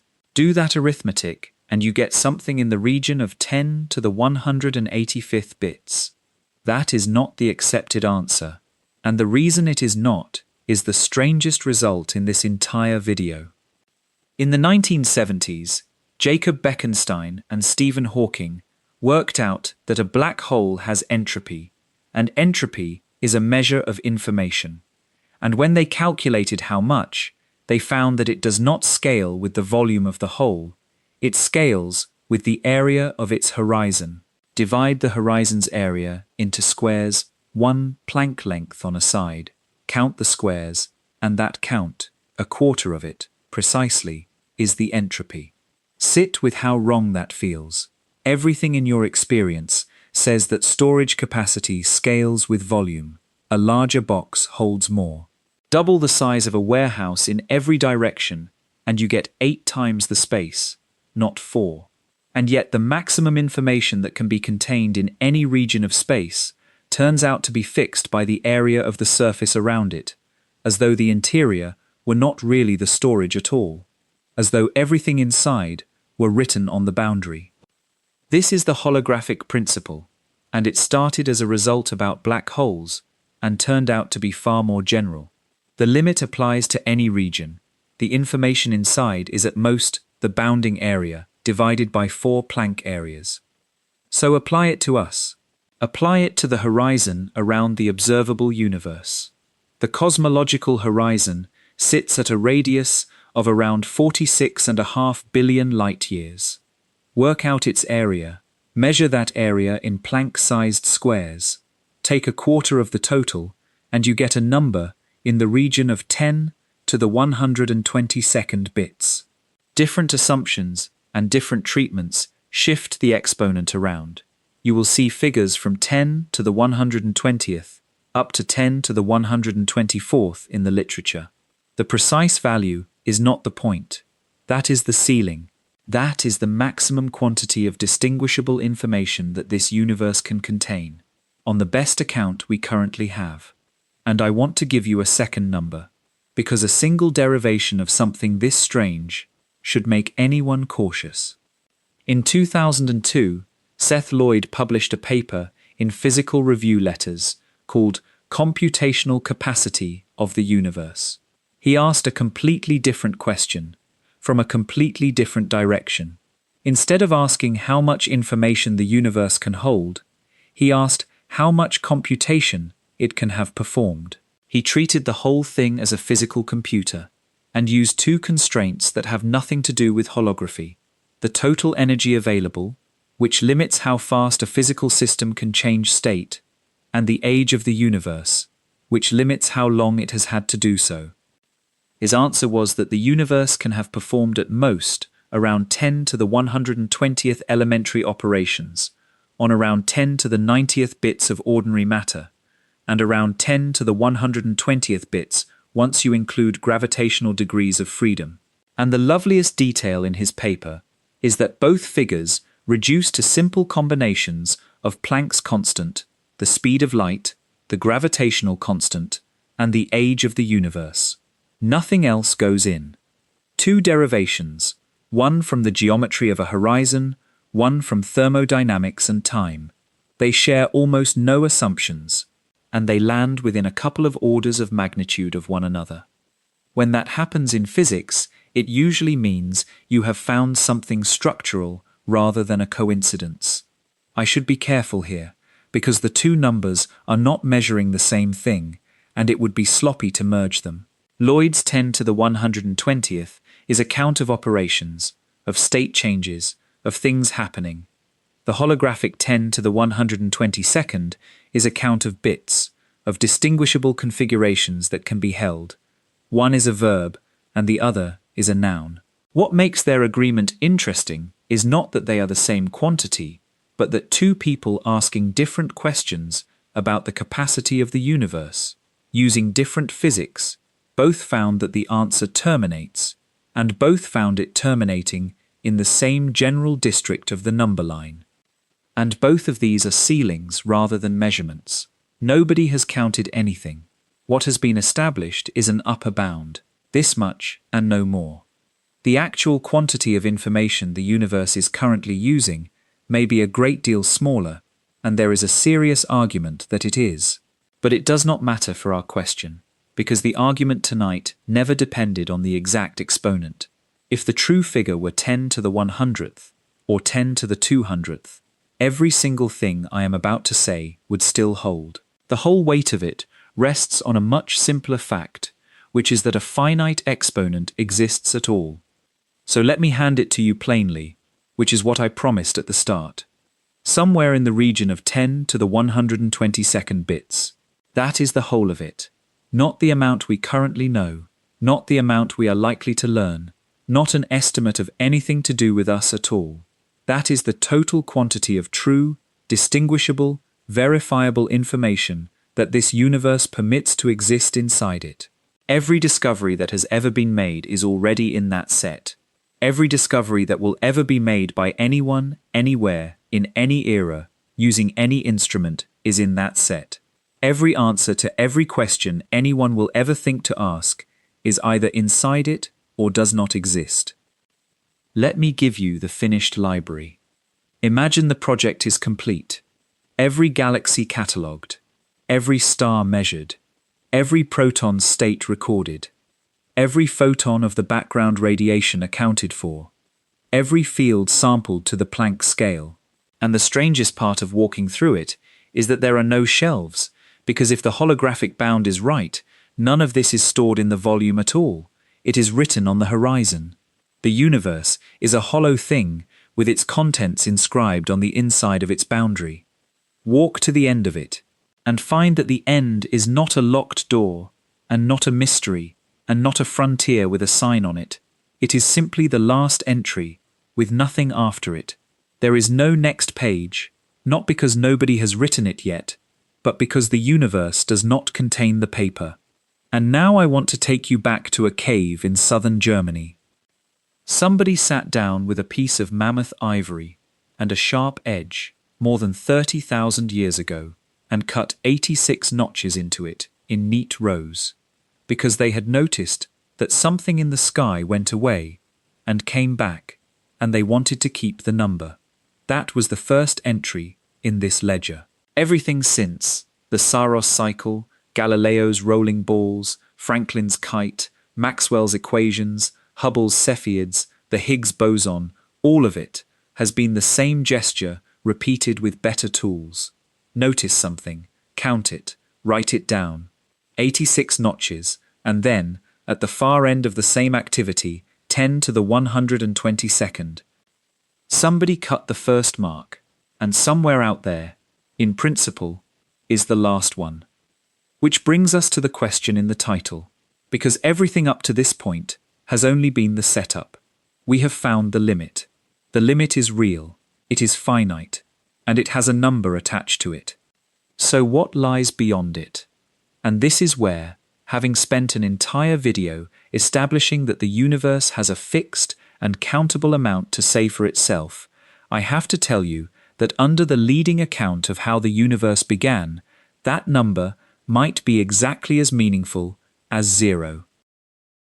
Part 13. What lies beyond it?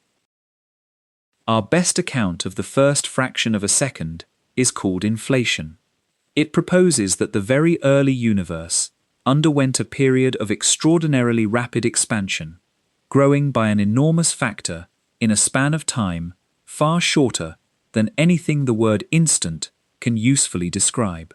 Inflation was invented to fix several awkward problems at once, and it fixed them, and it also made predictions about the pattern of temperature variations in the cosmic microwave background that have since been confirmed to good precision. It is not a fringe idea, it is the standard picture. It also has a property that its inventors did not go looking for and could not get rid of. In most versions of inflation, the process does not stop everywhere at once. It stops in patches. The background keeps inflating, and within it, regions occasionally drop out and settle down and become ordinary expanding universes. But the background is inflating faster than the patches are forming, so it never runs out of room. The process, once started, does not end. Physicists call this eternal inflation, and the point is that it is not an extra assumption bolted on. It is what the equations do unless you work quite hard to stop them. Which means our universe is not the event. Our universe is a bubble that dropped out of a background that is still going, and there are others, and the others are not a few. The count does not terminate. And each bubble may not be like ours. The parameters that we treat as fundamental constants, the strength of the forces, the masses of the particles, the amount of energy in empty space, may be settled locally when a bubble forms, the way water settles into a particular crystal pattern when it freezes, in which case there are regions out there where the electron is heavier, where the strong force is weaker, where nothing at all can hold together, and where none of the physics in this video applies. Now put that alongside everything we just counted.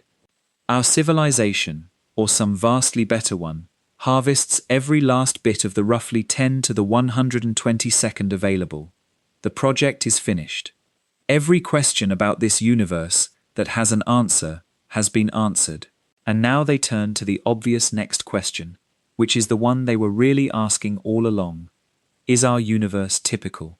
How common is a universe like ours? How rare is our arrangement of physics? Is life ordinary out there, or are we a freak? Are there many like us, or is this it? And the arithmetic collapses. Because with infinitely many universes, there is no way to form the ratio. How many contain life? Infinitely many. How many are barren? Also infinitely many. What fraction resembles ours? A finite number of examples divided by an infinite total, which is 0.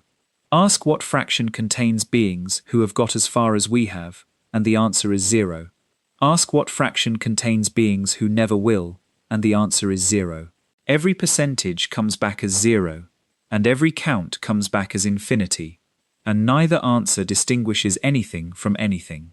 Physicists call this the measure problem, and it is not a philosophical grumble. It is a live technical obstacle that people work on. There are mathematical techniques for comparing infinite sets and assigning relative weights to them, and several have been proposed for the multiverse. The difficulty is that there is no principled reason to prefer one over another, and the different schemes give different answers, sometimes wildly different ones. Choose one measure, and life is common. Choose another, and we are absurdly improbable. The physics does not tell you which to choose. So that is the answer to the question in the title, and it is not the answer I expected when I started reading for this. What lies beyond the ultimate limit of physics is not another shelf of facts. It is not a locked room with something in it. It is a quantity that cannot be normalized, an infinity that makes every finite achievement, however enormous, proportionally indistinguishable from having done nothing at all.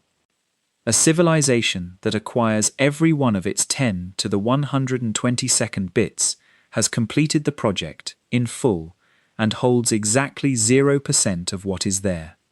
And I want to bring back an image from earlier, because it has been waiting for this. When we talked about cosmic variance, I said we were holding a hand of cards from a deck we would never see. That was already uncomfortable. One universe, one realization, no repeat experiment, a permanent flaw under the error bars. But at least the deck was finite. At least you could say, in principle, what you were missing. Now the deck is infinite. And it does not matter how many cards a Type 3 civilization manages to draw, or how carefully it studies each one, or how many billions of years it spends dealing. Any hand it holds, of any size, is 0% of the deck. The uncertainty has stopped being a statistical inconvenience and become the ceiling itself. I want to give you the history of this idea, because it is much older than inflation, and it is worth knowing that people have been circling it for a very long time. The first person we know of who took the unbounded seriously was Anaximander of Miletus, in the 6th century before the Common Era, who proposed that everything originates in something he called the apeiron, the boundless, the indefinite, the thing without limit.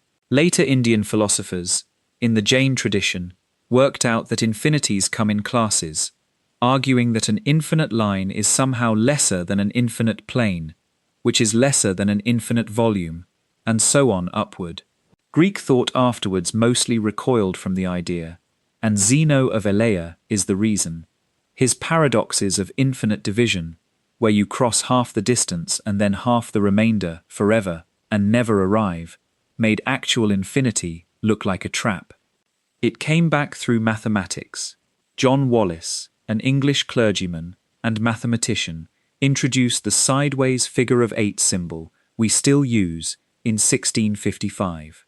Newton and Leibniz built calculus on the infinitesimal, infinity's mirror image. And then, from 1874 onward, Georg Cantor proved the thing that still sounds like a joke when you first hear it, which is that there is more than one size of infinity, and then that there is an unending hierarchy of them, each larger than the last, with no top. Cantor was attacked ferociously for this work by mathematicians who found it obscene, and he spent parts of his later life in a sanatorium. He was right. There are infinitely many infinities, and we have been living with that for a century and a half, and it still has not been fully absorbed. Now, before I close, I owe you the strongest objection to everything in this final part, and it is not a fringe objection. It comes from inside the field. In 2014, George Ellis and Joseph Silk published a piece in Nature under the title "Defend the Integrity of Physics." Their argument was that theories which cannot be tested, and the multiverse is the leading example, represent a genuine threat to what makes physics physics. If a theory can accommodate any observation, it forbids nothing, and a theory that forbids nothing has stopped doing the job. They were not saying the multiverse is false. They were saying that adopting it without a test changes the discipline into something else. And notice the shape that objection has in the context of tonight, because it is almost too neat. The multiverse is the reason knowledge has a ceiling, and the multiverse lies, by construction, on the far side of that same ceiling. The explanation for the limit sits outside the limit. If it is real, we cannot confirm it. If we could confirm it, it would not be doing what it does. That is the honest end of this. Not a conclusion, a fork, with no way of telling which branch we are on. If the multiverse is not real, then the number stands as the most extraordinary target ever set. 10 to the 122nd bits is a finite quantity, and a sufficiently patient civilization could work through it, and there would come a day when the project was complete and there was genuinely nothing left to find out. That is its own kind of vertigo, a species finishing, And if the multiverse is real, then the number is still exactly what it is, and it is still every true thing available to us, and it is proportionally nothing. Either way, something has changed about that sentence I mentioned at the very beginning. We will know one day. Everyone says it, and everyone means it kindly, as a way of putting a hard question down gently. It has always been a promise drawn against an infinite future, and now we can see that the future it draws on is finite, and its size was decided by the geometry of this universe about 14 billion years before anyone existed who could spend it. There is a budget. It was set before we arrived. Nobody chose it, nobody is administering it, and nothing we do makes it larger. Somebody in a cold cave, 30,000 years ago, cut 86 marks into a piece of ivory because they wanted to keep a number that mattered to them. They had no way of knowing that the activity they were starting had a last line in it. They only knew that something in the sky went away and came back, and that this was worth recording. And that is where I find I keep landing, at the end of all of this. The limit is real, the ceiling is finite, almost none of it has been read. There are more true things inside that boundary than every human being who has ever lived could work through in the entire remaining lifetime of the stars. And the whole of it is sitting there, right now, on the inside of a horizon, waiting for somebody to notice something and count it. We may never get to the end of the ledger, but somebody started it, in the dark, with a sharp edge and a piece of bone. And the rest of us have been adding to it ever since.